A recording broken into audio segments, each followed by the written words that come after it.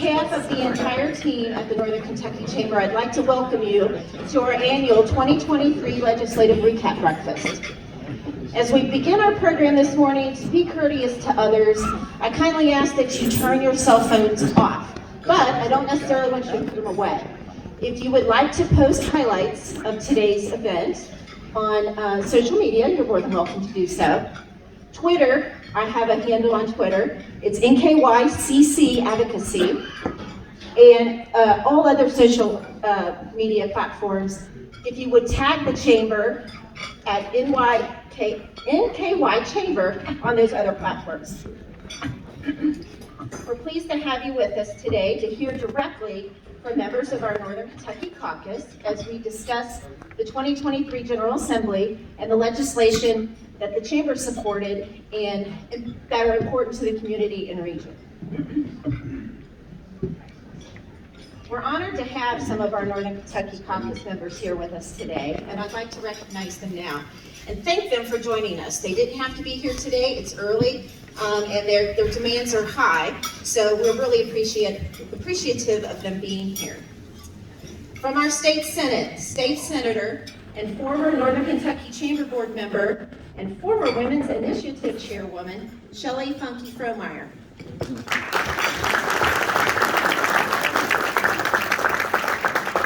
Senator Jay Williams from Boone County, I think he's back there. Chairman of the Senate Appropriations and Revenue Committee, Senator Chris McDaniel. And Senate Majority Floor Leader, Senator Damon Thayer. I'd like to recognize those members serving in our State House present today. Representative Mike Clines. Chairwoman of the House Health Services Committee, Representative Kim Mosier. And we're honored today to have two former legislators with us this morning, former state reps Adam Koenig and Sal Santoro.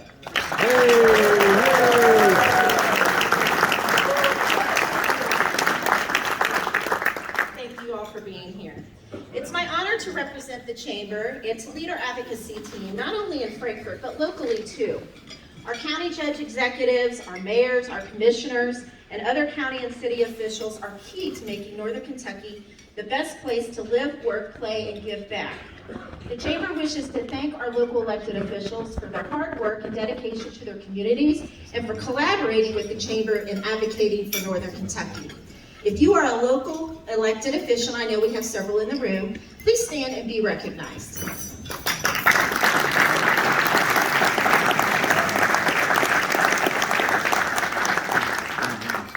As you may recall, we unveiled our 2023 legislative priorities back in December.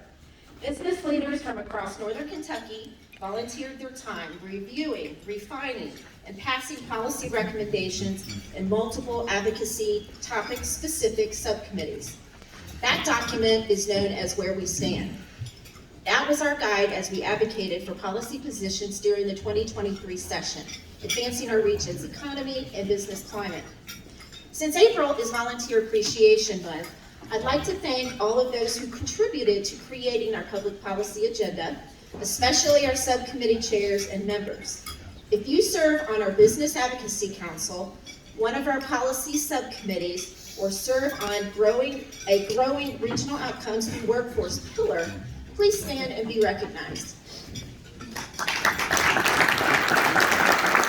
You can see we have a lot of volunteers. Thank you all so much for your work.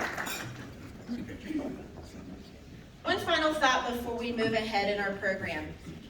Advocacy is a 12-month process. We should not only focus on public policy during the few months of the legislative session. We need to be attentive to the legislative interim. Tremendous discoveries are made during the interim.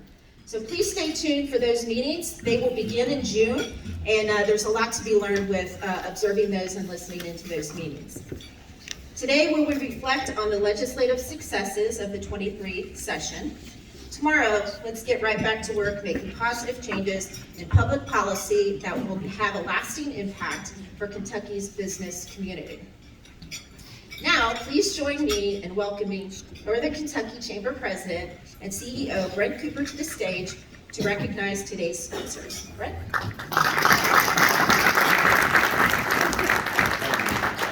Thank you, Tammy. Good morning. Thanks for joining us this morning as we look back at the 2023 General Assembly. I want to take a moment to recognize our sponsors. Without the generous support of our sponsors, events like this aren't possible. So I want to start with our premier sponsor today, Turfway Park Racing and Gaming. Thanks, Michael. Thanks, Chip. Chip's on our board. As I always say, Turfway keeps us on the right track, so thank you. We'd also like to thank our networking sponsors, Amazon, AT&T, CareSpring Healthcare, and St. Elizabeth Healthcare. Thanks to all of our networking sponsors. Can we get a round of applause for sponsors?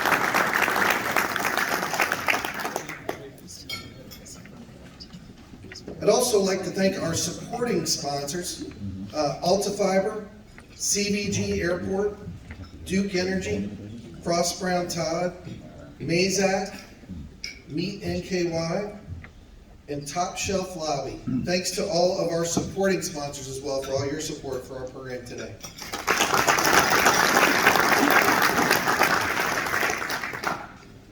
Additionally, we want to welcome our media partner, Link NKY, and that was another piece of legislation. We were excited about the paper of record this year, so thanks to Link NKY, and thanks for being here and covering that today. Once again, please join me in thanking all our sponsors. Give a round of applause for So during this morning's panel discussion, you'll hear about successfully passed legislation supporting the three top legislative priorities of the Chamber, addressing the workforce crisis. We just did a survey of our 1,700 members. That was overarching, remains the top overarching issue, addressing the workforce crisis. Advancing infrastructure investment, that came in at number 2, and continuing efforts to build a competitive and simplified tax code, which was knocked right off the bat in this past session, so we're excited to see that. But I would be remiss if I didn't point out a piece of legislation that the Chamber and many others have advocated for over the last 5 years since I've been in this role. In fact, it was the very first press conference that I did with Kristen Baldwin, jointly with GLI. This was regarding sports wagering. As many of you know, sports wagering passed the State House several times, but kept falling short in the Senate. Each year, neighboring states and beyond pass sports wagering measures, driving Kentuckians to cross the border and place bets, denying Kentucky tax dollars. Projections of the $20 to $23 million of revenue annually could be returned to Kentucky with passage of House Bill 551. Personally, I believe that it's going to be a lot more. I think some of you do as well. History was made this session with the passage of House Bill 551, and it wouldn't have been possible without bold leadership, both past and present. And this is the thing, as we all know, legislation sometimes takes a lot of time. We have to bring things up over and over. It doesn't just happen. Sometimes the stars have to align. It doesn't happen without really good people talking about it over the course of time. We advocate on prevailing wage and right to work for I don't know how long, and then the House flipped and we finally got those things. Without those bold leaders, we would not be able to get certain legislation passed. We have a few of those bold leaders in the room today, and I would like to recognize them. And I'm going to start with former State Representative Adam Koenig, who championed this effort for years. He's known around the state as championing this effort. He's with us today, and I feel like we need to give him some special recognition, alongside with Senator Leader Thayer, for this year's successful passage in the House and the Senate, not just this year, but in years past. We wanted to provide them with some special recognition. So would the two please stand and receive some recognition?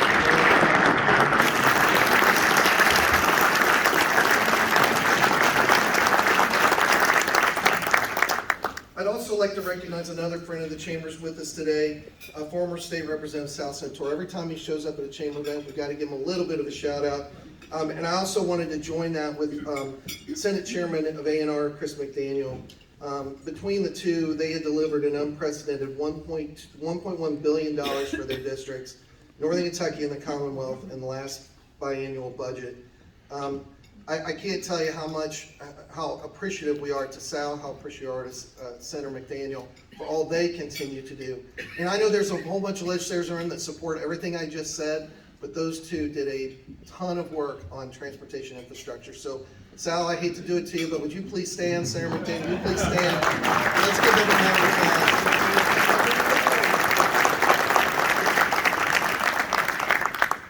We want to allow as much time as possible for our panel discussion this morning, so without further ado, I'd like to welcome to the stage the President of Turfway Park Racing and Gaming, Michael Taylor, to introduce our legislative panelists. Michael.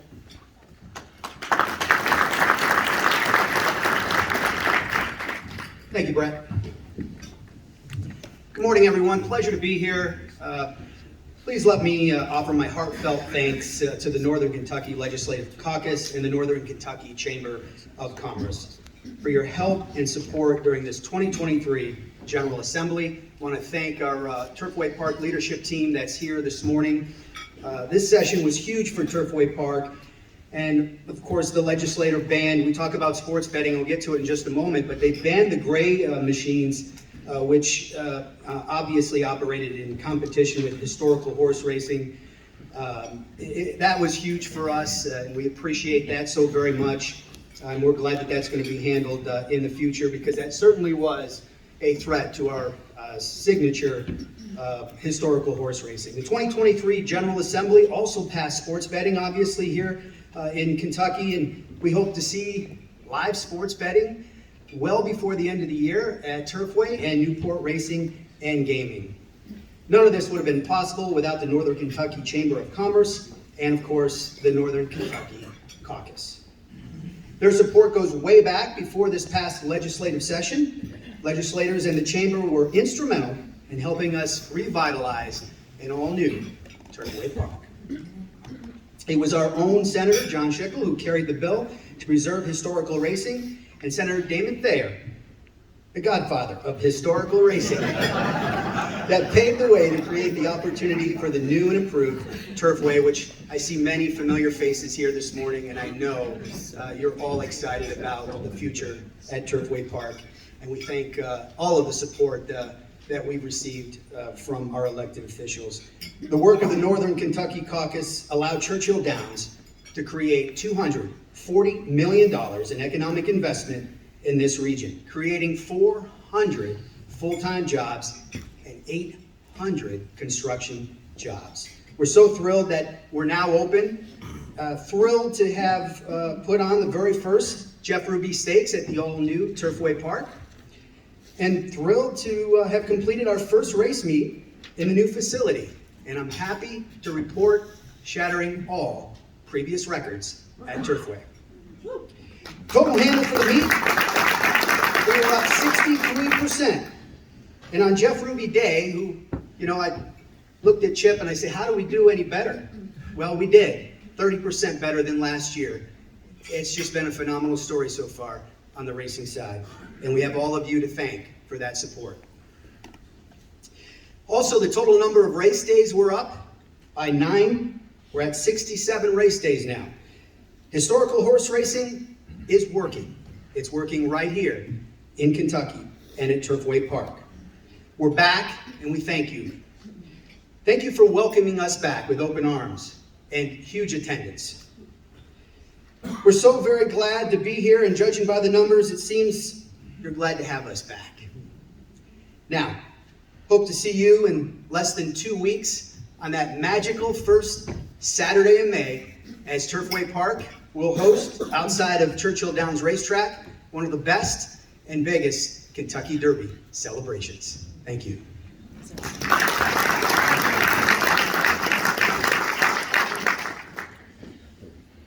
And now, it's my privilege to welcome this morning's distinguished legislative leaders.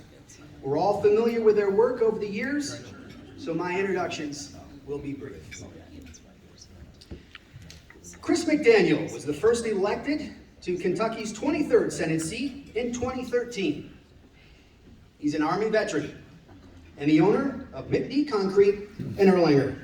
Senator McDaniel currently serves as the chairman of the Senate Appropriations and Revenue Committee, where his leadership in 2022 alone delivered over $1 billion of funding for Northern Kentucky and the Commonwealth. Please welcome A&R Chairman McDaniel.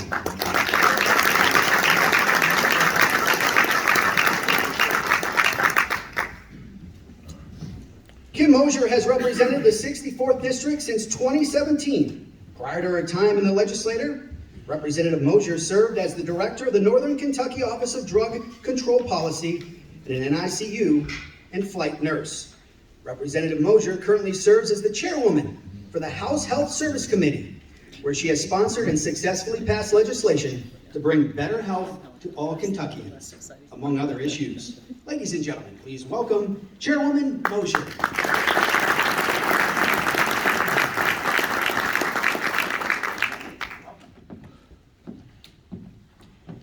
First elected to Kentucky State Senate in 2003, was a special election. Senator Thayer represents the citizens of the 17th District, where he encompasses Grant, Scott, and Southern Kenton counties. Leader Thayer is the president of Thayer Communications and Consulting, a marketing communications firm in Georgetown. Senator Thayer is Kentucky's Senate Majority Floor Leader, elected to that position by his Republican colleagues in January 2013. He is the third Republican to serve as Majority Leader of the Kentucky State Senate. Please welcome Leader Thayer to the stage.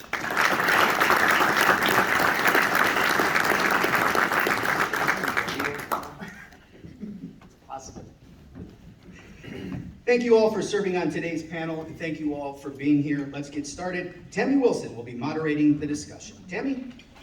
Thank you. Appreciate it. All right. Hey, am I keeping it on? I want to test this real quick. As I try to graciously get into this chair. Here we go. All right. First of all, thank you to Turfway Park Racing and Gaming and Mr. Taylor. I really do appreciate your sponsorship today. And thank you all for being here. I know how busy you guys are, and do really appreciate the fact that we have three great leaders out of our caucus here today to talk about the successes of the 2023 session. Just a couple of fun facts here to share. I'm sure you guys are aware of it because you lived it. But this year's session, there were 876 bills filed. Of the 876, 176 and 13 resolutions were enacted. I've heard a lot of descriptions about this year's session, but if you could describe the session in one word, how would you describe it? We'll start with you, Leader Thayer. Do you know me? Told you. Substantial. Substantial. Go on. All right, I like substantial, but for a short session, it was chaotic. Unanticipated. That's another great one. Yeah. Good job. As Brett mentioned earlier, sports wagering has been a long-standing priority for the Northern Kentucky Chamber and many others across the Commonwealth. Leader Thayer, this is kind of more of a question for you. Would you share with us a little inside baseball, if you can? Well, you can bet on inside baseball now. Now you can. On what you know and what you believe tipped the scale finally to pass sports wagering in the Senate. Well, as Michael and I were talking a few minutes ago, the sun, the moon, and the stars really aligned, and that's what it takes for big legislation like this. Really, probably my caucus members just got sick of me talking about it, and they decided, to vote for it so they wouldn't have to listen to me talk about the benefits of sports betting ever again. There's no doubt that the foundation laid by Adam Koenig played a major role in getting it across the finish line. So close so many times, and there were a couple of factors this year. We had 6 new members in our caucus, and a number of them were replacing members who were previously no votes. So I knew that we had more votes in the caucus than we had last year. It was great to have Senator Shelley Funky Frohmeyer, who replaced Will Schroeder, who was a yes vote, but knowing Shelley was there from the start was very helpful. And Senator Jay Williams committed to me back in July that he was going to be for sports betting, and he never wavered, and I appreciate that. But we had a couple other new members from different parts of the states that replaced no votes, and so that was a pretty significant move right there. We simplified the bill a little bit, made it just about sports betting. We added some language, taking part of the tax to a problem gambling fund. That helped us get a vote or two. And then instead of just putting the money in the general fund, we put it into the public pension fund, which means those dollars will then be appropriated by Chairman McDaniel in future sessions of the General Assembly to shore up the state employee pension fund and the teachers' retirement system. So that helped pick up some votes as well. But still, on day 29, that Wednesday night, it'll be a month ago tomorrow, I drove home late that night and really pulling my hair out. I just thought we were dead in the water.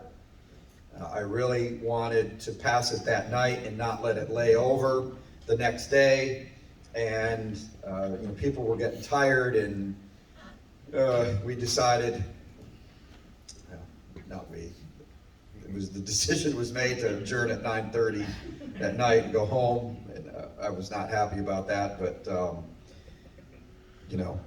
that was the situation. So I adjourned thinking we were really dead in the water, and I was really frustrated. And then Thursday morning, this is the sine die day, day 30, I got a text message from President Stivers to Senator Adams and me. And Senator Julie Rocky Adams, our caucus chair from Louisville, she's really been my running buddy on sports betting right from the start. Obviously, it's very popular in her district as it is in mine.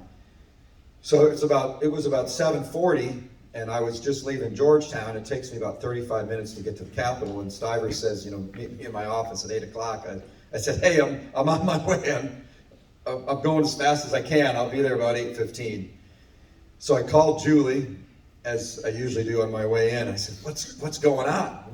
Is he going to tell us we're dead in the water on sports betting? And we had a bunch of things laying out there still that we wanted to get passed. Senator McDaniel was working overtime on the bourbon barrel tax issue, which needed to get done. And we had an autonomous vehicles bill that we were trying to resurrect and get going. And we were trying to do some other things related to growth districts for schools and courthouses. And so I walked into President Stivers' office, and he said, I'm going to vote for sports betting.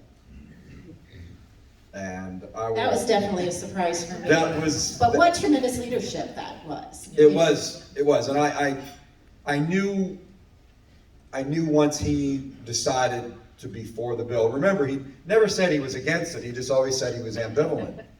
And ambivalence from the Senate president when you're trying to get a bill passed is not a good thing. He said, I'm going to vote for it. And I said, okay, well, we need one more vote to get it to the floor.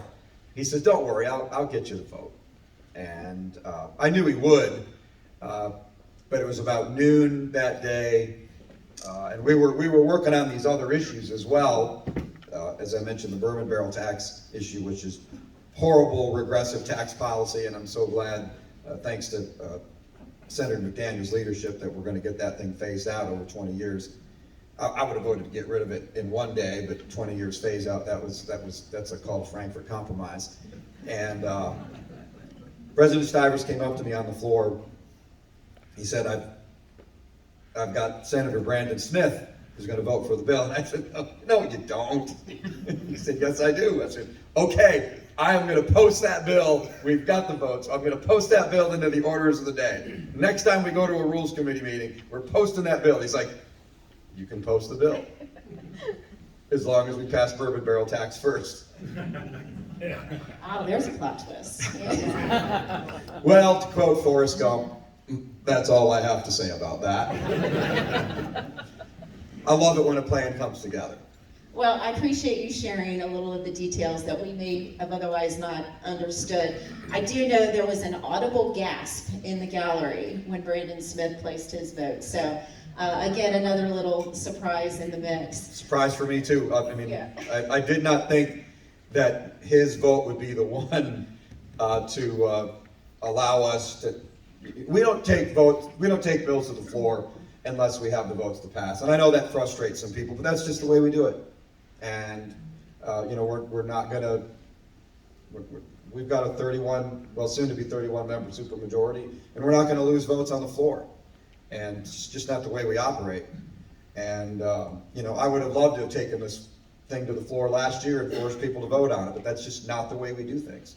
We were short of the votes, and I wasn't going to, you know, make people go through that and do it. So, but once I knew we had the votes, and remember, it required 23 votes. Normally, it would only require 20, but because it has a tax rate in it, according to the Constitution, in the 30-day session, you've got to have a supermajority.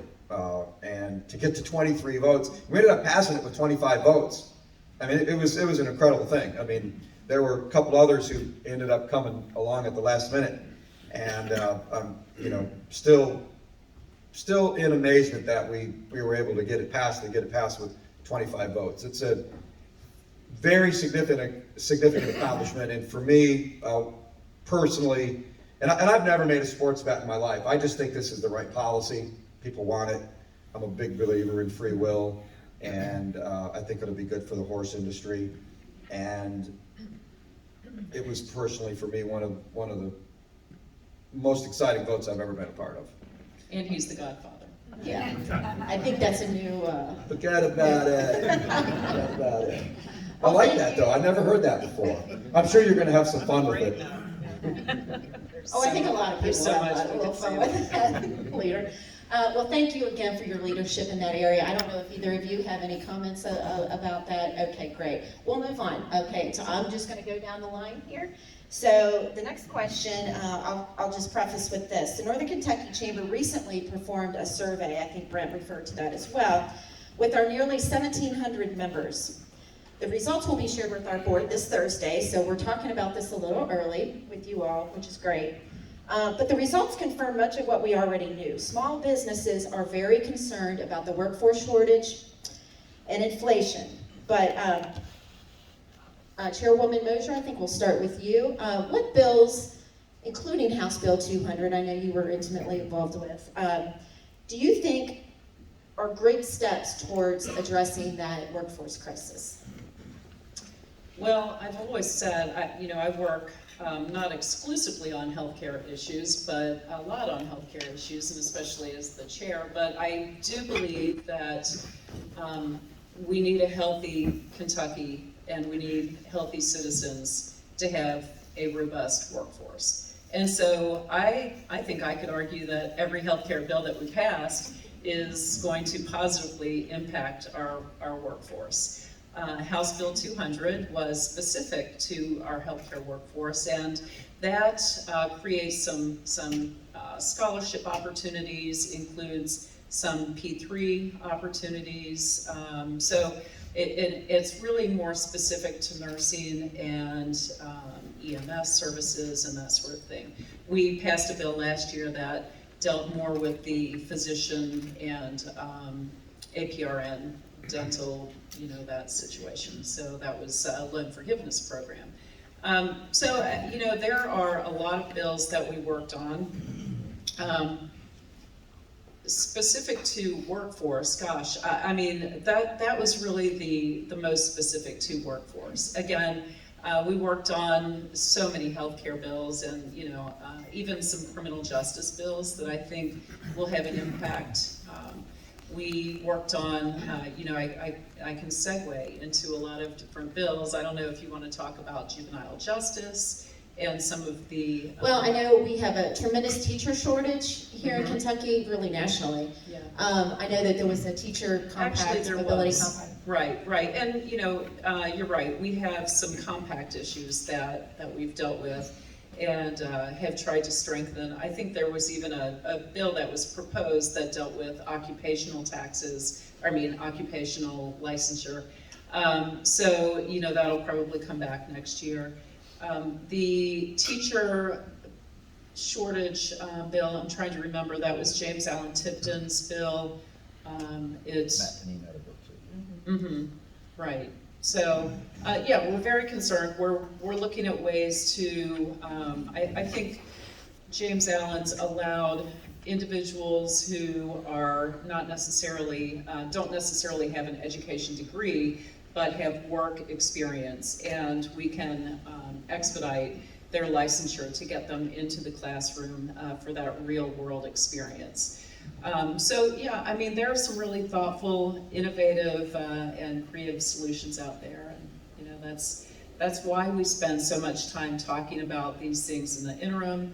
That's why it takes a long time for bills to pass, and it's frankly why we don't force votes on the floor prematurely, because you know, it takes folks a while to come around on certain issues and really understand issues and you know, tweak them to make it more palatable for them, for their region, and you know, so it is a process. Chairman McDaniel, any comments? Sure. So first of all, you mentioned inflation. Inflation is not a function of hardly anything that happens in state government. It starts with very pitiful federal fiscal and monetary policy that flooded the market with dollars, and those dollars, I mean, you know, basic economics, they caused inflation. I mean, we could go on and expanding on that. Secondarily, some of the resource constraints that you saw as a result of the COVID lockdowns and then the increase in demand when people came out of it, not necessarily were in any way influenced by anything that happens in Frankfurt. And then the third constraint is workforce. And workforce is not uniquely constrained inside of the education profession, right? I mean, we're short construction workers, we're short doctors, we're short nurses, we're short teachers, we're short, you know, any general labor type position. I mean, you know, skilled help for extended care facilities, on and on and on. It's an across the board situation. And the worst thing we can do is not be honest about the actual nature of it. The statement from the governor about the number of teaching shortages and then the subsequent Courier Journal reporting on that showed it was actually about 15% of the number he stated because of bad data that he knowingly relied upon. And so we've got to be honest about what the shortage is and where it's occurring so that we can craft good public policy. And some of the things that we did, first of all, looking at the benefits cliff, right? I mean, we can't make it a penalty to go to work. And so trying to address the benefits cliff, addressing the unemployment insurance situation like we did last session with some cleanup on this session. We found a particular flaw in the Commonwealth CDL licensing policy that only allowed for residents and citizens, not folks who had other status like refugees who are here legally, who are authorized to work and who have good driver's licenses, couldn't get commercial driver's licenses. And so removing those regulatory barriers is absolutely essential. We've addressed it on nearly every front, but frankly, a lot, you know, the inflation situation is almost, you know, completely uncontrollable at the Commonwealth level. We really can touch on the employment situation, and it's about creating incentives for folks to be at work, not disincentives for them to be not at work or regulatory barriers to them. You mentioned the trades. It's another one, you know, we're losing folks that are in that industry every single day for retirement and such. The Keys dollars bill, Senate Bill 54, I think that was another pivotal movement this session to assist with that as well. Any comments about that one? You mentioned House Bill 320, that's the CDL licensure one. So really there is a lot, very small movements, but still significant work done towards workforce. Senate Bill 54, that was the Keys bill. I was a co-sponsor of that with Senator Jared Carpenter from Berea, the primary sponsor. Big priority of the chamber, great bill. You know, these trades pay a lot of money. They are really, really good careers, and we don't have enough people going into them. And you know, I know a lot of our high schools have a lot of trade programs to try to give these folks a head start. I mean, in a lot of these trades, you can be 20 years old and get a job making six figures with no debt, you know, 2 years after you graduate high school. So that was a really important bill. What it does is it allows the Key scholarship that comes from the lottery funds. A portion of that can be used for students to go to trade schools, and I think it was 5 or 6 different trades where we have job shortages. You know, and we ran the numbers, and I think we passed over 50 bills that had something to do with workforce. But what I continue to say is we can't expect government to get us out of this workforce crisis we have in America. It's a big problem. And I think it's cultural. I think there's a cohort of people who learned during COVID that they could get free money to sit home on their couch and watch Netflix all day. And some of those people never went back to work. Our workforce participation number is 54%. It's embarrassingly low. I think only Mississippi's is lower. I think I saw an article that the problem in the workforce is white men between the ages of 18 and 34 are not participating in the workforce at the levels that they have in recent history. I don't know why. I don't know why they're not going back to work. Maybe they like living in mommy's basement, living on her Obamacare. I don't know what the problem is. But there's a cultural problem here when it comes to work ethic in America. And it's going to continue to be a problem for us because America was built on work, on an honest day's work. And there's a problem, and I don't think government is going to be the solution to all of it. I want to piggyback just briefly on what Leader Thayer said. The other component of this, once again, and I don't mean to punt on every problem that exists across the nation, the other problem is this nation's immigration policy is fundamentally broken. The number of folks that we have that exist inside of the black economy is just absolutely tremendous, and it's almost abhorrent what happens to some of those folks in some of those conditions. And so, in addition to the backbone of America being the work of its people, a lot of its people historically have been its immigrants, and they've come from various nations throughout the course of history. But we're just making a terrible mess of this ongoing with a failure to properly assimilate and bring a path for immigrants into this nation. I mean, Louisville, Kentucky is the second largest home to Cuban Americans in the nation. You wouldn't really figure that, but it is. And those folks need a way to assimilate fully into the economy. A lot of these folks that you see at the southern border, why is there a huge crisis at the southern border? Take all the administration policies and everything else aside. It's because this is opportunity in this country. This is the place where people want to be. They want to be free. They want to be able to make a living. They want to be able to support a family. And our national policy simply doesn't allow for it properly. If you've tried to help, particularly a labor-based employee, become legal to work in this nation, you know exactly what I'm talking about. And we've got to do something about that, and the advocacy has got to be there to push to a solution. And it's not going to be something that all of us on the right necessarily like. It's not going to be something that everybody on the left really likes, but it needs to be something that pushes this nation forward. And we've really got to get after that. The leader is absolutely correct. We do have a problem with that particular demographic of young men not entering the workforce, but we've also got to find a better way to assimilate immigrants if we really want to do this properly. Absolutely.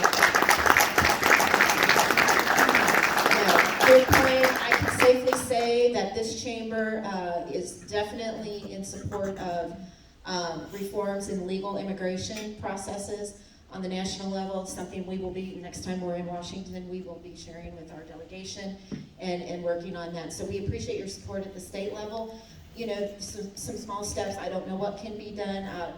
Chairman, we'll talk about that maybe going forward because you are a leader in that space. So thank you for that, and we totally agree. So let's get to work. We're getting short on time, and this is to you, Chairman McDaniel. Creating a competitive and simplified tax code is another chamber priority. You were again exceptionally productive this session on tax and revenue issues coming out of the House. Please share what measures passed this year you see as helpful to small businesses as they continue to face many challenges, including inflation. We're looking at whatever supports we can have for small businesses. Just a fun fact amongst our membership, we have 1,700 members. There's nearly 900 or over are small businesses, but 900 have 10 employees or less. So it's really critical that we look at matters like this and any advancements can make. So if you don't mind sharing on some work done. Yeah, absolutely. So you're going to see exactly why I'm Frankfurt's least interesting man. It's because I like tax policy. But no, seriously. I call him Senator Spreadsheet. Yeah, it's interesting because the things that get a lot of above the fold attention in the newspapers and seem pretty dramatic and eat up a lot of space legislatively are are different issues than the ones that necessarily affect what goes into your pocket each month, right? But certainly stuff like the state and local taxation workaround that we did for limited liability corporations this last time was a really big deal. I was really happy to see that along. The long-term effort to reduce the individual income tax rate in this Commonwealth, as you know, several years back, we got that down to 5%. This year it goes down to 4.5%, next year it goes down to 4%. And we've also set in place good triggers to encourage fiscal responsibility moving forward, while at the same time, if we maintain that fiscal responsibility, we'll be able to further reduce that individual income tax rate. And so this is really, really, really important for recruiting good companies, but at the same time, maintaining competitive tax policy, because companies don't solely come for tax policy. It is a large component, but there are quality of life issues, there's deliverance of governance issues, there's basic utility issues, on and on and on, that necessarily relate to those companies coming. Government does not exist to guarantee anyone's success. We exist to set an environment so people can succeed to the maximum of their God-given potential, but not necessarily to guarantee it. So that's competitive tax policy, good education systems, good infrastructure, good living environment for the employees. And high-quality employers want to see those things as they're evaluating their overall sites. And if we bring high-quality employers, we bring high-quality jobs, we bring high-quality people, this is a cycle, right? We can cycle up, but we can also cycle down. And so we've got to be very careful to strike that balance. I'm sorry, Tammy, I digressed necessarily from what we're talking about, but one in particular, bourbon barrel tax stuff, right? There's a unique exemption in there for folks that fall below a threshold of barrels stored to try to encourage those incentives to keep them reinvesting here in the Commonwealth. And I could go all day about tax policy, but you don't have time for that, and I'm gonna put everybody to sleep. Well, I just do, if you don't mind highlighting the pass-through entity tax. And I'm kind of confused. I think it started in House Bill 360 and then moved over to House Bill 5, or am I incorrect there? Yeah, we jump that stuff all over the place. Wherever it can ultimately pass, those of us that sit in the back of the room don't really care where it ends up so much as it passes. But yeah, so basically, the other year with the federal tax reform, there was a limitation on the amount of state and local taxes that could be applied against the federal credit. And so what we did is we, in essence, created a workaround for limited liability corporations. Obviously, C and S corps, by and large, were able to take advantage of it because of how they book their tax spending. But those for whom it hits their individual income tax returns couldn't do that. So we, in essence, set up a mechanism at revenue where that was recognized elsewhere so that ultimately it could be deducted federally. Yeah, I think that will save millions for our small businesses here in Kentucky, so thank you for your Ideally, efforts. yes. And he is actually going to be auditioning for the Dos Equis commercials. Chris McDaniel, the most interesting man in the world on tax policy. If I could just quickly add, on the tax policy, I just got word from the economists at ALEC who write the rich states, poor states, kind of debrief at the end of the year that Kentucky has moved from 34th in economic outlook to 27th in the nation this past year. And they attribute that to all of the infrastructure that we've put in place that are really moving Kentucky in a positive direction economically. So I thought that was really interesting news, good news. Kentucky is moving up in economic outlook, and in fact, we were the most improved state this year in the nation. So that was good news.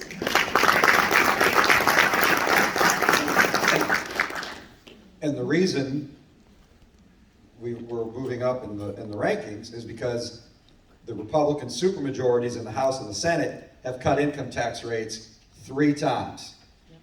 The first, and we don't talk about it because it was the first thing we did. And it seems like it was 6 years ago instead of, the first week in February. But we passed the 3rd income tax rate cut, which will go into effect on January 1st. We're going to go down to 4%. And we started at 6, then in 2018 it was cut to 5.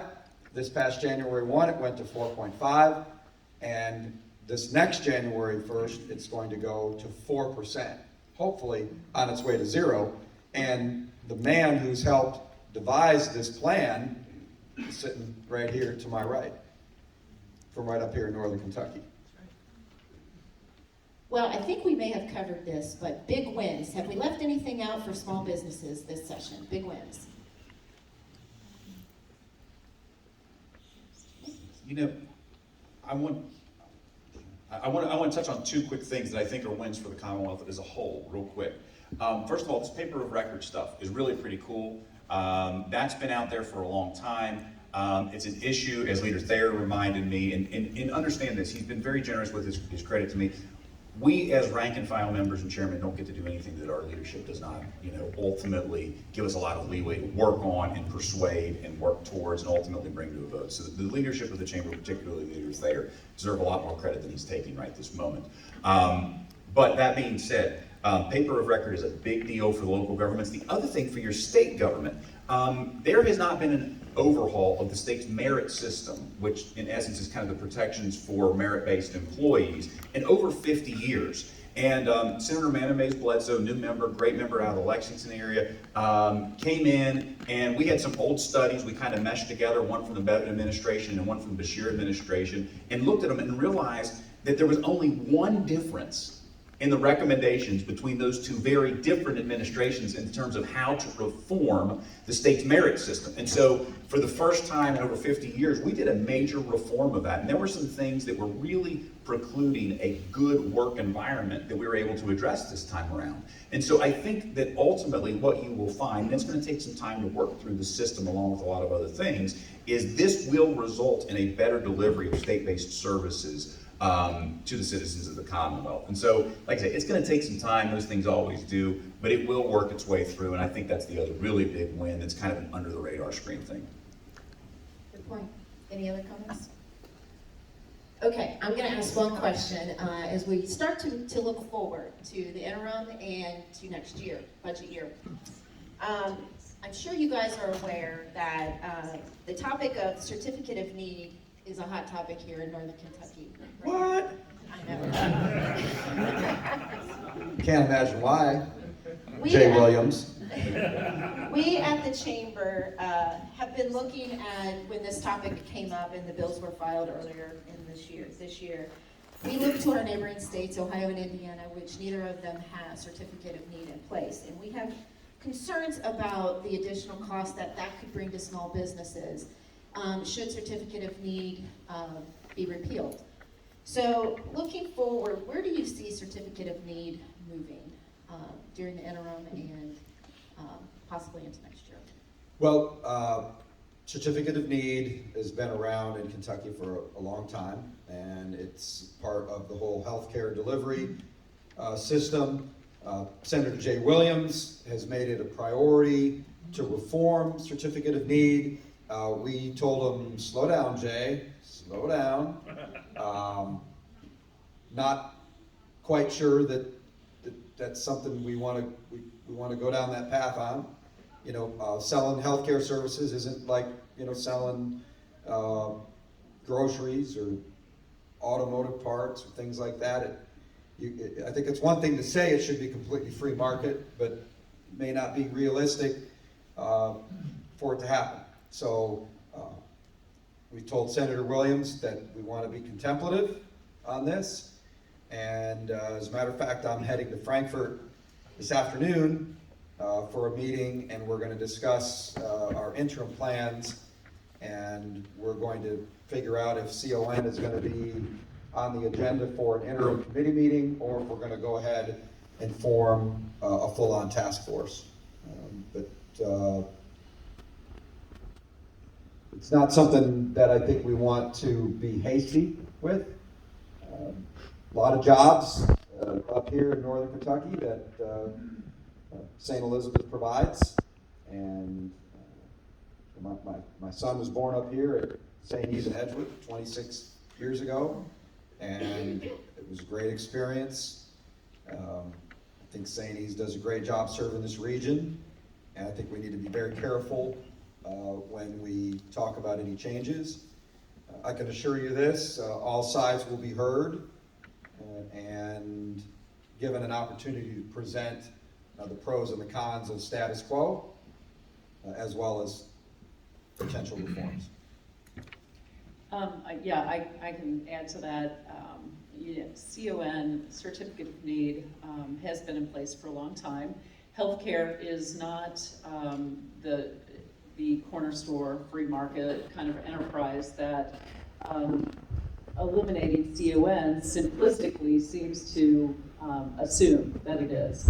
There are many payment forms that come into the healthcare system. We have Medicaid, Medicare, we have pharmacy benefits, we have private insurance, we have, I mean, there are just so many payment forms that really complicate healthcare, that leveling the playing field to create a free market system would be a huge undertaking.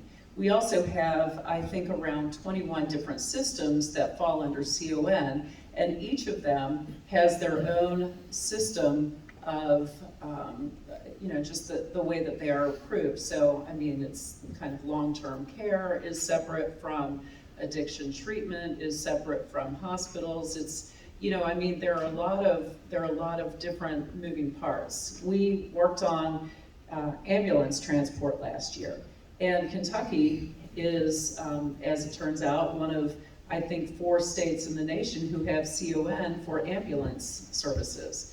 And we took a really deep dive on that. It turned out to be a really good conversation, but it was complicated. And we learned that a lot of the states who had eliminated CON for just ambulance service have really only pushed it to the local approval spot. So, I mean, it's, you move from the state approval to local approval. Is that better? It may be. I think it's worth looking at, but it's not an easy, just eliminate it kind of situation.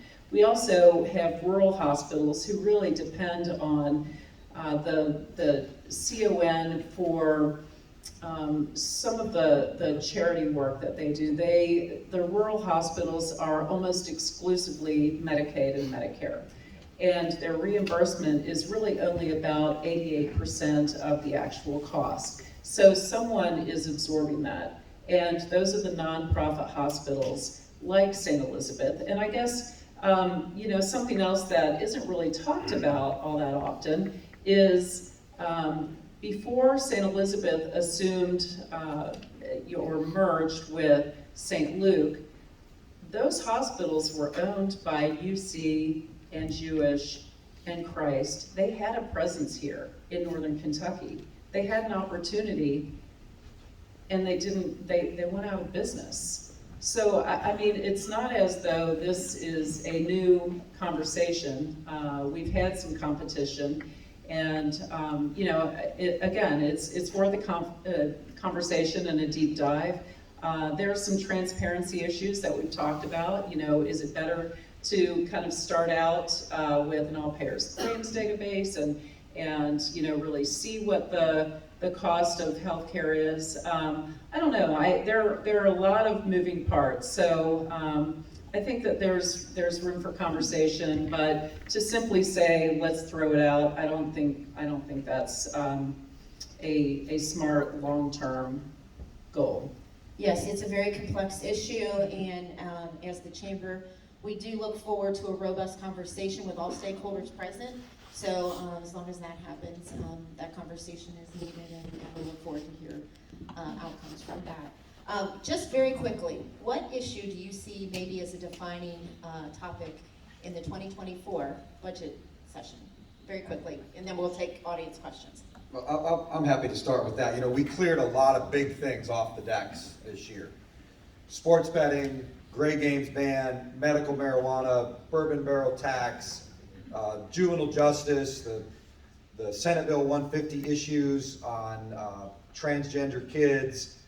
We did a big parental choice bill, Senate Bill 5. And I think the next big thing is school choice. And we need to change the Constitution, because every time we pass a statute on charter schools or educational scholarship tax credits, the Supreme Court, which is mostly made up of a bunch of liberals, including our Supreme Court justice from up here that you all just reelected, they vote that it's unconstitutional. So we decided not to do any school choice bills this year and then have to watch it go to court and get overthrown by the Supreme Court. We need a constitutional amendment that will allow school choice legislation to pass and be deemed constitutional in Kentucky. And for me, it's going to be my #1 priority next year. Chairwoman Mosher, what are your thoughts? Yeah, I mean, I would agree that school choice is probably the next big thing.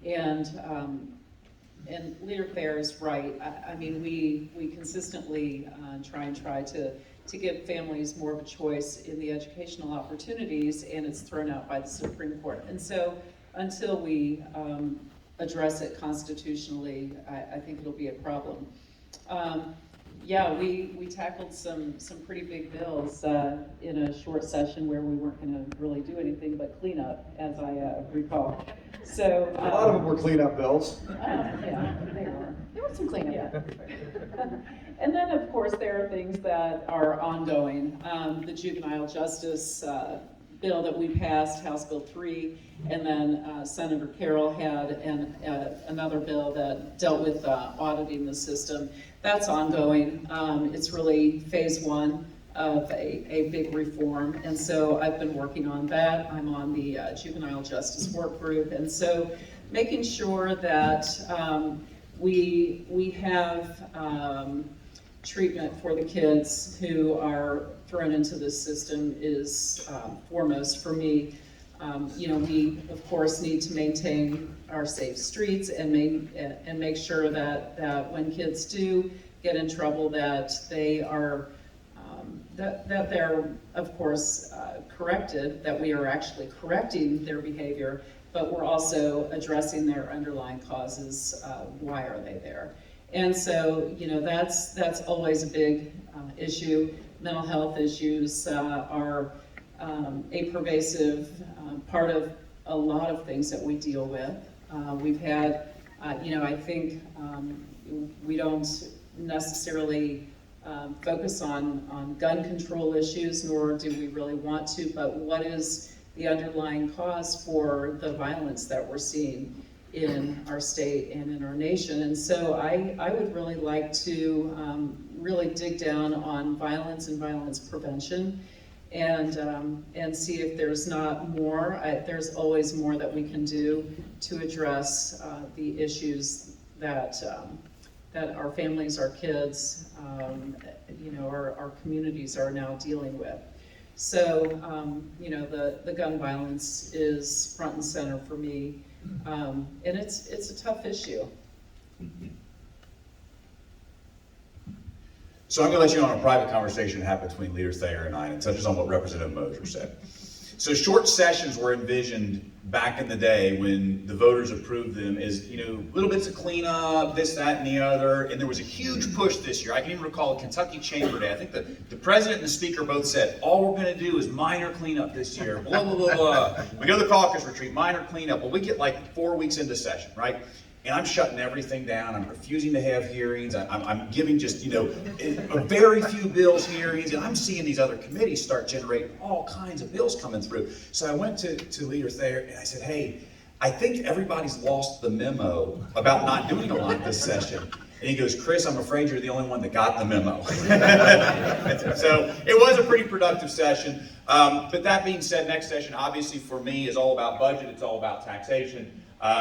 You know, we kind of enter the limelight in our committee. The financial nerds, you know, we take the day for a few weeks. So I'm going to be focused on pension funding. I've been focused on it since I got there. Leader Thayer was running that effort before I even showed up on the scene. It's a big deal. If we take our eye off of the ball, if we lose track of the discipline of funding these things, we will be back where we were a decade ago.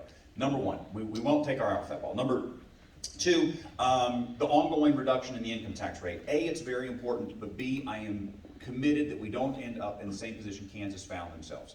It's very fun to cut taxes. It's very popular, regardless of what the governor says, to cut taxes. The problem becomes sometimes you have to offset in one area what you cut in another. And you can't just cut for cutting's sake and then give people a bunch of spending as well. you have to balance the ledger. And so staying focused on balancing the ledger, making sure that the decisions we make don't create don't blow a hole in the side of the budget. That's a big task, so I'm going to be working on that. We have a lot of new members on our Appropriations and Revenue Committee, so we'll be working to engage them more, bringing them up to speed on a lot of the funding priorities of the Commonwealth, but that's where I'll be headed. Thank you. You guys, I've gone over my time. If they had a hook, I'd be off this stage. I don't right see now. people running for the doors, so. Okay, let's take one or two questions, very brief. Yes, sir. I'm sorry, two questions. Number one, did so much get done over the last 2 years that yeah, we had a DD House and Governor years ago. We had a Republican, RR House and Governor in the last session. This session, our number one priorities are education, healthcare, our deficiencies, education, healthcare, workforce, or economic development. So much got done. Why did it work so much better with this divided than it has in the last two? Number two is, I just have some comments. As somebody that's volunteered in the schools since I was 20, and I had a wife that's a school teacher, a sister's a school teacher, a mom that was a school teacher. School choice isn't our problem. We're losing teachers, and I can tell you why we're losing teachers. Nationally, they're being vilified, like they're the problem. My wife's school lost 5 teachers last year to other professions, not to other schools, other professions, because they're getting treated like the gum on the bottom of people's shoes. I think you guys have done a great job of not vilifying teachers, but nationally that's being done. So I would love to see you maybe tell a local national representative to stop doing it and one of our senators to stop doing it. I'd love that. But how did you get so much more done over the last 2 years than has been done than in the prior? Well, I think we've had a few years to kind of coalesce around our majority, and we work well together. And actually, you know, it does take time to get to know one another. And I for one, I think I have a great relationship with, especially these two in the Senate. But, you know, every time you just build relationships and you figure out how to make things work, you also plan and have conversations ahead of time. And we are generally pretty coordinated, and there's a lot less fighting.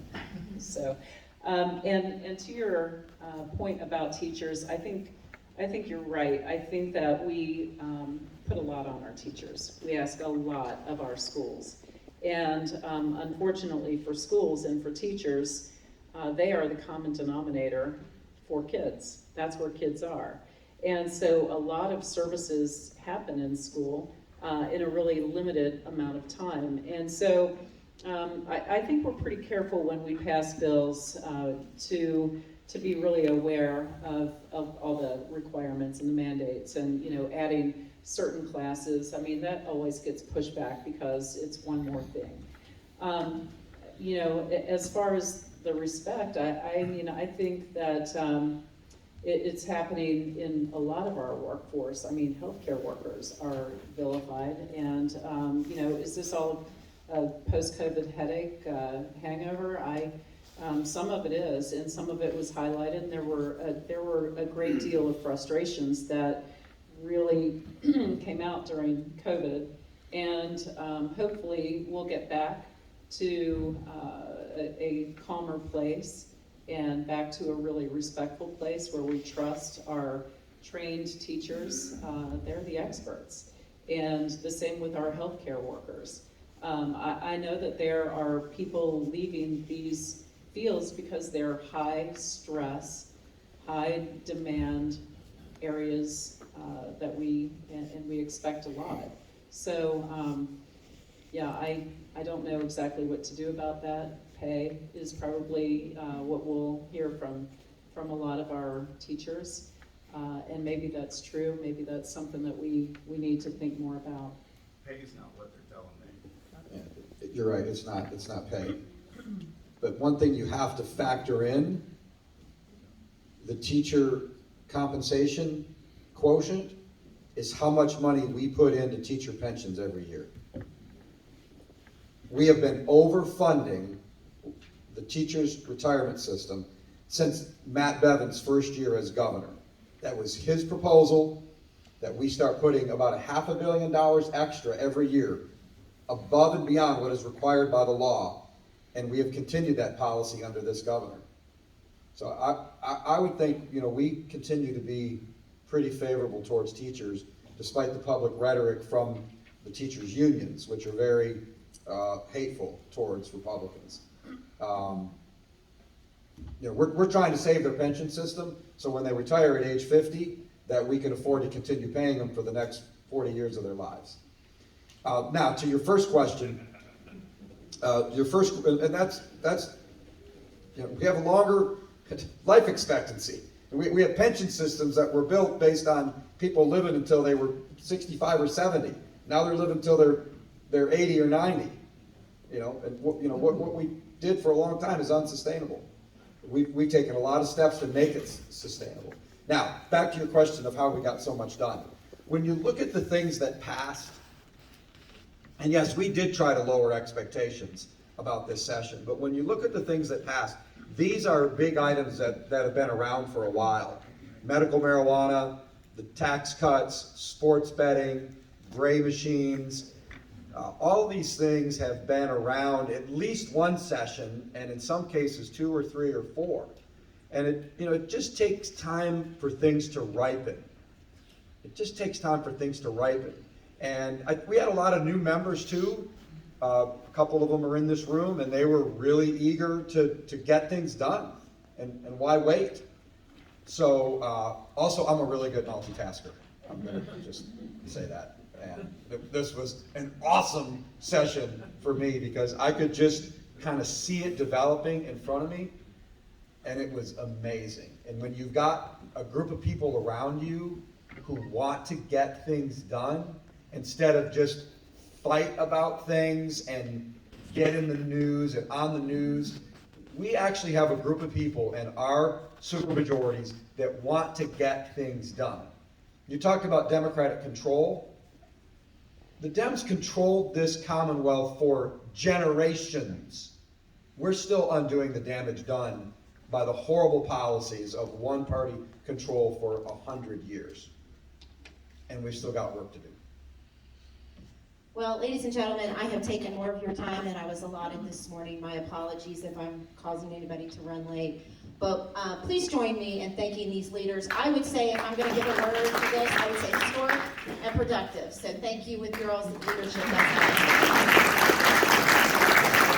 At this time, I would once again like to thank our sponsors, Turfway Park Racing and Gaming, AT&T, Carestream Healthcare, St. Elizabeth Healthcare, Alta Fiber, CVG Airport, Duke Energy, Frost Brown Todd. There's Mitt. We have a robust sponsorship for today. Mesa. That means the economy is good. They have money to Meets sponsor Northern Kentucky and Top Shelf Lobby. A friendly reminder, today we are 3 weeks out of the Kentucky Republican, or not Republican primary, it's primary with Republicans, but the Kentucky primary election day on May 16th. If you are a business owner or manager in the audience today, I encourage you to lead by example. Get out and vote. Encourage your employees to get out and vote. It's very, very important. Elections have consequences. Primary elections, especially here in Northern Kentucky, have consequences. So be very thoughtful and encouraging of your employees on that May 16th. Break the chain, guys. Break the chain. Northern Kentucky has a bad reputation as having such low voter turnout. You know what the number one thing that would help us in Frankfort? Higher voter turnout. Become a major player in what happens in these statewide races. You'll see a QR code at your table. Please take a moment to scan that and give us your thoughts on today's event. I would greatly appreciate that. Again, a thank you for being here. Thank you to our Northern Kentucky Caucus, those in the audience, and especially our leaders here on our panel, for their continued dedication to making Northern Kentucky a better place to live, work, play, and give back. Thank you all so much, and have a great day.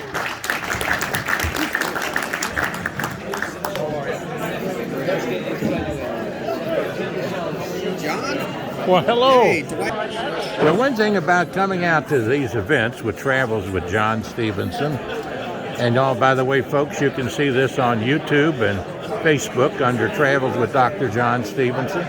But you run into some folks that you knew back when you was much younger. That's now, right. Dwight, tell us, Dwight Clayton, right? Yes, that's right. And of course, your work related to the Stephens.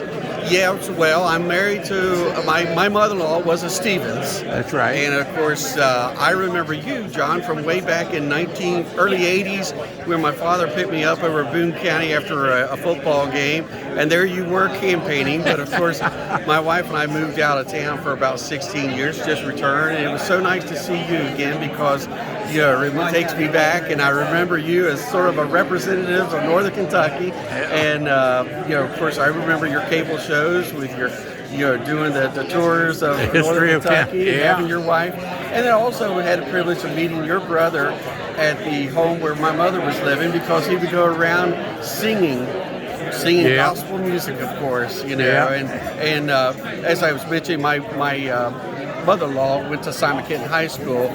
June Stevens, along with Bob and Dale and Pete and all of those. So great people. We're all connected through that, and it's neat to see this circle reconnect as we've come back home. And like I said, I think of you as a representative of the good things here in Northern Kentucky. Well, I appreciate your hospitality. I thank you for that. And Randy Wallace, who's a minister at Oak Ridge Baptist Church. Yes. I'm going out to film him in a little bit. They're having a little revival out for all the seniors out at the Baptist Village. Awesome. And he's playing some music out there, so I'm going to head out there about, I think around this afternoon sometime.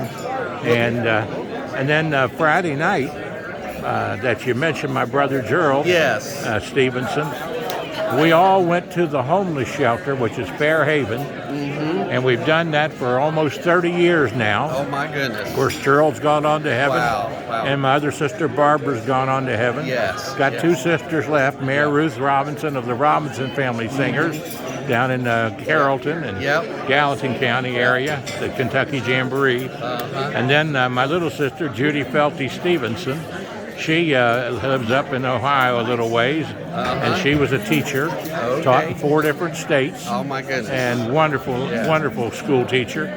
But Randy Wallace and I have gone to the homeless shelter, Fairhaven Rescue Mission, for almost 30 years, every 4th Friday. Wow. And Gerald went with us on that, and Barbara and Jay, Brander, my World War II veteran brother-in-law. And we were tickled to go there, and we'll be there Friday night. He'll have his keyboard, and I'll be singing and talking. That's awesome.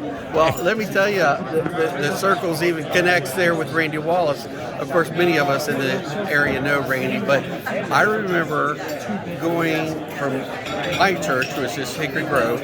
Our youth group went over to Erlanger Baptist, and Randy Wallace was there performing. This goes back to the 70s, and of course, the popular entertainer was Elton John, and he was performing as Elton John, and got all of our attention as youth because he played some Elton John music, but of course shared the gospel with us too. And, he is an amazing man person and a wonderful person. Yes, he is. It's nice again to see you here at this chamber event as we're hearing about what our politicians are doing for us here, and just wanted to stop by and say hello, and glad to be on your show. Well, God bless you, folks. Don't forget to listen to WIOK 107.5 FM on your radio dials. Tri-State Gospel and Falmouth, Kentucky, Post Office Box 50, and zip code 41040. And of course, one of my best friends, Gil Hammond and Jan Hammond, former school teachers, both of them, and they own that station. And the station's in Russell Springs, and they play their gospel music throughout the day and have some of the greatest ministers of our country on there. Awesome. And so well, I want to say thank you for your servanthood throughout your life here, from back when I remember you running for an office back in the early days to this day, representing God and serving Him at Fairhaven and wherever you go. I appreciate it. Well, God bless you. Thank you very much. Nice to be here with you, Dwight. All right. Hey, Mark. Yes. And speaking of, hey, Mark, This, do you know John? Yes. Oh, okay. Is that okay. Mark John was Larry? Mr. Educator 25, 30 years ago. Now, is that we Mark got Larry? Answers in Genesis in the house. Mark Larry. Yeah, from Yes. Answers in Mark Genesis. Lowry know. is the comedian. Well, God bless you. I'm not as funny as Mark Step back Lowry. there a little bit because I'm always promoting you guys. Thank you. And I tell you what, it's probably one of the world's greatest events for people from all around the world to come and see. You know, and one of the things that we need to do even more of here in northern Kentucky and in Kentucky is make it a place that we regularly visit, because you will see people from all around the world there, and you can touch their souls with a bit of love. And Hey, Mark, John, yesterday I spent 2 hours with a couple from Indonesia. oh, wonderful. This is the Ark Encounter has become an international tourist attraction. Absolutely. Well, I'm so thrilled with it, and with the Ark and with Answers in Genesis, and because I like to think of Kentucky as the Bible state, and And you know, Kentucky is now the world's, well, maybe not the world, America's leading faith-based destination. We're getting, between the Ark and the museum, well over 1.5 million people a year. And they're coming from all over America. well, fantastic. And we always, Gil Hammond and I and Jan Hammond, who've been my closest friends Our for radio buddy. that's for our radio buddy, and they do a great job at WIOK 107.5 FM radio. I listen to it every morning with Adrian Rogers, Carl Martin from down in Barry, Kentucky, and David Jeremiah and Michael Youssef and Dr. Dobson. Dr. Jeremiah is my former pastor back in San Diego. Wonderful. He's fabulous, isn't he? Very good Bible teacher. Oh, he is a Bible teacher, I yes. gotta brag on these guys. You know, I knew them before things really took off, and the Lord has truly blessed their efforts. And I think it's because they are humble servants. Well, they We're very proud of ours. Very proud of your humility. Yes. I've known this guy for 25 years. Yes, I guess it has He been. helped design the creation Yes, museum. I was Oh, thankful to be. I'm a wonderful. civil engineer, so I was Right. involved in the site Oh, development. wonderful. John, he was very civil about it. Right. And have a blessed day. Listen, Okay. pleasure to be with you, and Thank God bless Thank you, you. John. Thank you now. All right. Well, as you can see, folks, I've really enjoyed myself coming out here, and it's been a wonderful experience. And I hearken back to the days of the Chamber of Commerce with my good friend Walt Dunleavy. I just loved to pieces, and Gordon Martin, who was active as in leadership with them. And I can remember when Walt Dunleavy came to me for several issues when I was president of the student government at the Community College of the University of Kentucky, which became in 1968 the first four-year college. And it was established by former Governor Louis Nunn and the state legislators. And two of them that worked tirelessly were Phil King of Kenton County and Art Schmidt of Campbell County and Ken Harper of Kenton County. And in fact, our entire Northern Kentucky delegation worked toward getting us the four-year college here, which is now Northern Kentucky University and Chase College of Law. Clyde Middleton worked very hard to get the Chase College of Law brought over.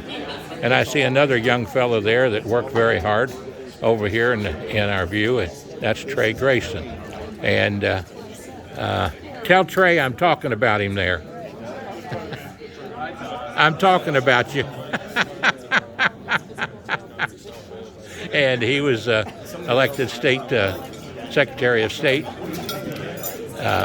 He wasn't the first in Northern Kentucky to get elected in 70 years, but he was the second, and I had the honor of praying with him on Fancy Farm Picnic's stage when he was running for that office. I fortunately had the good omens with the Lord to be elected Superintendent of Education for Kentucky in 1992, the first person elected to a constitutional office from Northern Kentucky in 70 years. And Trey was the last one elected, and we need to involve more people from Northern Kentucky in our state government. We've got some really good state legislators that, whether you agree with them or disagree with them, they work, and they're on top of things, and so I'm very proud of them for that. But we all need to get out and vote in Northern Kentucky, because that's the key to everything we do. tell you that from my name. as the two previous gentlemen talked. No, Senator. Hey, how you doing, John? Nice to see you. God bless you. Good seeing you. Thank you. Appreciate your reporting. Oh yeah, running us all over, guys. It's good to see you. Good. Absolutely. Brian's done a lot of stuff. Now, right there, you see something happening that's very good when your two senators get together and chit-chat, talk about things going on, and working toward a better Northern Kentucky and a better Kentucky.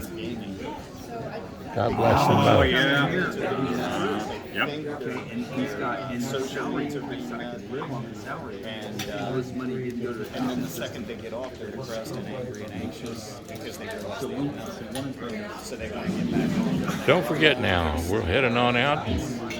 Going to be at, I think it's later this evening, and we're going to be with Senator Schenkel and some other legislators down in Triple Crown answering questions from their constituents.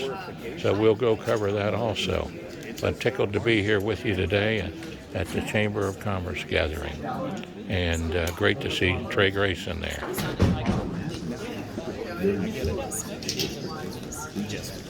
Well, thanks for Miss June Diamond Stephenson for helping me get up this morning with all of my ailments and my 80th year. It's a bit of a challenge to get around, but I certainly enjoyed it today very much. Being a part of this was a very touching thing for me to be. God bless you all. John Stephenson, former Superintendent of Education, Commonwealth of Kentucky. Travels with John Stephenson on YouTube and on Facebook under John Stephenson. Join me, and hope you enjoyed this video today, and it was an educational piece for everybody.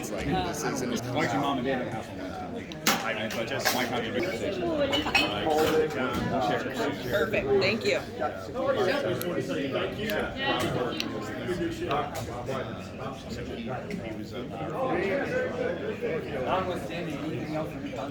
Our coalition. It was the first county. They've got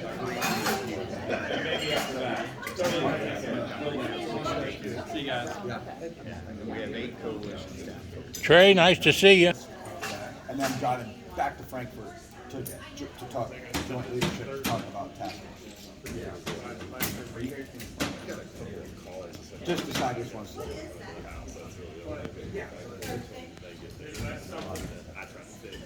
I thought she played it pretty straight. No big deal, right? I thought she played it pretty straight. Should be working perfect and everything. Now, right here, closing this off, is an 80-year-old codger with bum legs. It's nice to come out here. He's 80. Yeah, man. Nice to come out here and see two perfect gentlemen, Senator Williams and Senator Damon Thayer. And I consider it an honor to close my video off today with these two fine gentlemen who work very hard. And they deserve, all of us citizens from Northern Kentucky, to get out and vote for the people of Northern Kentucky. Thanks for all you do, John. Appreciate it, John. God bless you all. Take care. Thank you very much. Thank you, John. Refer to your name. Oh, that's okay. I bring my own. Oh, I should have taken that off. Thank you, young lady. Can I have a quick snap with you? Sure, of course. Mr. Stephenson, do you mind taking pictures? No, go ahead. Jay, come here. Get in this. No, they want just the two. Oh, okay. I don't mind a picture with both of you, but I do want one with just him. Okay. Stay around, Jay. Let me get another one here. Here, do you mind taking a No, I'll photo? take you one here. Hang on, let me put mine down. Here.